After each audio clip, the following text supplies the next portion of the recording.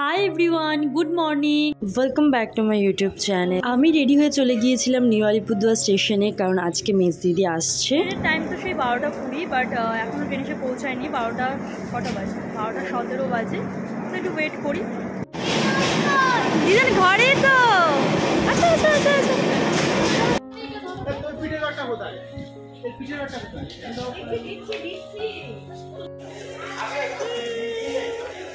মেজি তো সেই বছরে একবার করেই আসে, তো আমরা সবাই সন্ধ্যাবেলা বসে আড্ডা মারছিলাম। পরের দিনই ছিল টুইসডে। আমার মা তো প্রত্যেক মঙ্গলবার করে হনুমান মন্দিরে যায়, তো আমাদের প্ল্যান হয়েছিল যে আমরা সবাই মিলে যাব হনুমান মন্দিরে। তাই জন্য সকালবেলা উঠে স্নান টান করে একটু রেডি হয়ে যাচ্ছিলাম। ওই ক্রিম একটু সানস্ক্রিন লাগালাম। এই ভিডিওগুলো কিছুদিন আগে আসলে আমি টাইম পাচ্ছিলাম না সব এডিট করে পোস্ট করার, তাই ভাবলাম এখন এক এক করে সব ভিডিওগুলো পোস্ট করি। তো সেদিন অনেক দিন পর রোদ উঠেছিল। এখন তো প্রায় খুবই গরম, বাট তখন অনেক দিন বৃষ্টি হওয়ার পর রোদটা উঠেছিল বাইরে। আমি রেডি হয়ে একটু উঠোনে গিয়েছিলাম ঠাকুরের জন্য ফুল তুলবো বলে। তো গাছে দেখো কত সুন্দর ফুল ফুটেছে আমাদের এই সাদা ফুলের গাছটা। এখন তো একটু ফুল কম, মাঝে মাঝে তো একদম পুরো গাছ ঝুঁকে ফুল ফোটে।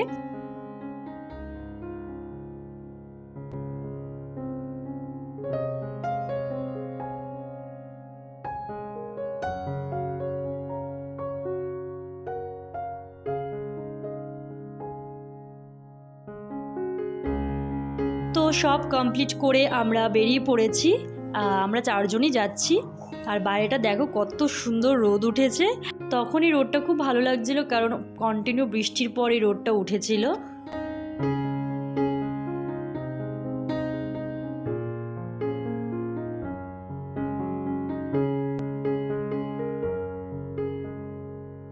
তো আমরা পৌঁছে গিয়েছি চৌপতির এই বজরংবলী মন্দিরে। এই মন্দিরটা আমার ব্লগে তোমরা আগেও অনেক দেখেছো। তো এখন আমরা ভেতরে ঢুকলাম।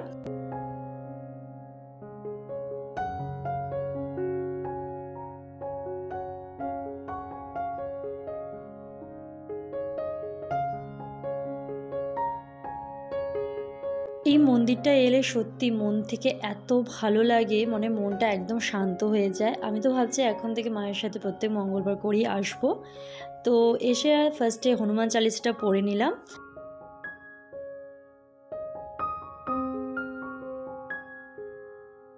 পুজো তো আগেই হয়ে যায়, তো এসে ওই ধূপকাঠি একটু জ্বালালাম, একটু প্রদীপ জ্বালালাম ঠাকুরের সামনে।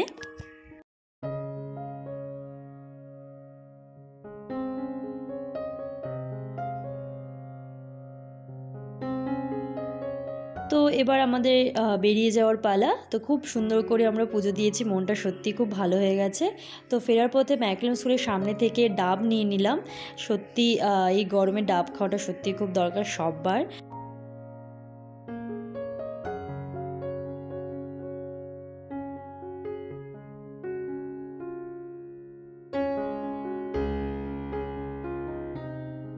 বাড়িতে এসে খেয়ে নিলাম খিচুড়ি, মা করে রেখেছিল।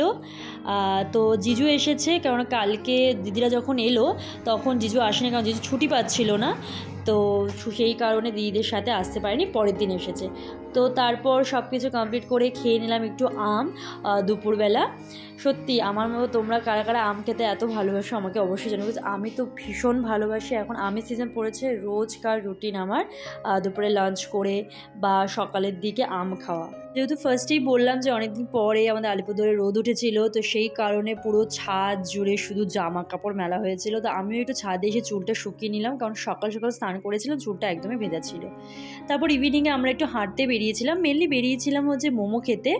29শে মে আলিপুরদুয়ারে এসেছিল নরেন্দ্র মোদী, তো তার জন্য এখানে পুরো আমাদের যে প্যারেড গ্রাউন্ড মাঠটা রয়েছে সেখানে প্রস্তুতি চলছিল, কাজ চলছে পুরো দমে। তো সেগুলোই লোকজন বাইরে থেকে দাঁড়িয়ে দাঁড়িয়ে দেখছিল। আর সত্যি বলতে পুরো মাঠটার মধ্যে দারুণ প্যান্ডেল করেছিল। তো সেগুলো আমরা যেতে যেতে দেখতে দেখতে যাচ্ছিলাম।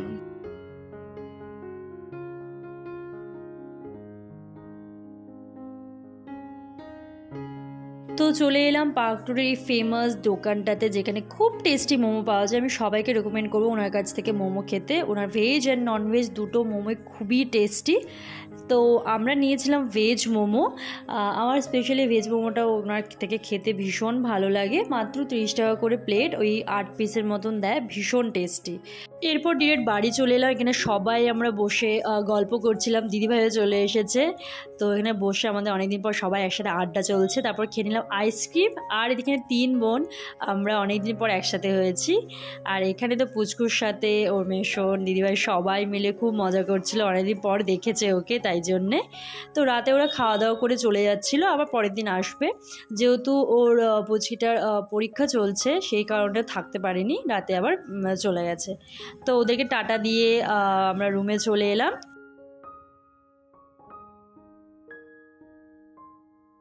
তারপরের দিনই ছিল 29শে মে। আমি এখানে ক্যাপচার করার চেষ্টা করছি হেলিকপ্টারটা, বিকজ এই হেলিকপ্টারে করে নরেন্দ্র মোদী এসেছে একদম বাড়ির কাছেই, আমার প্যারাডিয়ন আর ওখানেই এসেছে। আর দেখো আমার বাড়ির সামনে দিয়ে লোকজন যাচ্ছে দেখার জন্য, অ্যান্ড আমরাও পাগলের মতন যাচ্ছি দেখবো বলে, জানি না কেন যাচ্ছি। তো সবাই মিলে আমরা যাচ্ছি দেখবো বলে, সব লাইন দিয়ে আমরা যাচ্ছি এখন, মানে কি বলবো অবস্থা।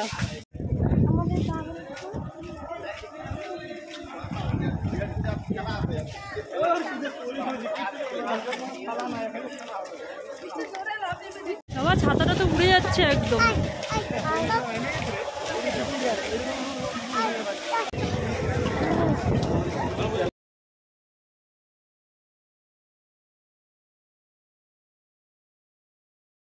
মোদিকে দেখতে এসে মোদিকে তো দেখতে পাইনি, ওদিকে তো যেতেই পারছি না, প্রচন্ড ভিড়, সব জায়গায় নো এন্ট্রি। তো আমরা হেলিকপ্টার দেখে এখন বাড়ি চলে যাচ্ছি, আর কি করবো।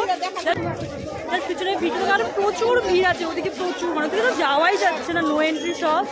যারা আগে থেকে গেছে তো ভালো কথা, আমরা তো অনেক লেটে করেছি, ভাবছি বাড়ির সামনে।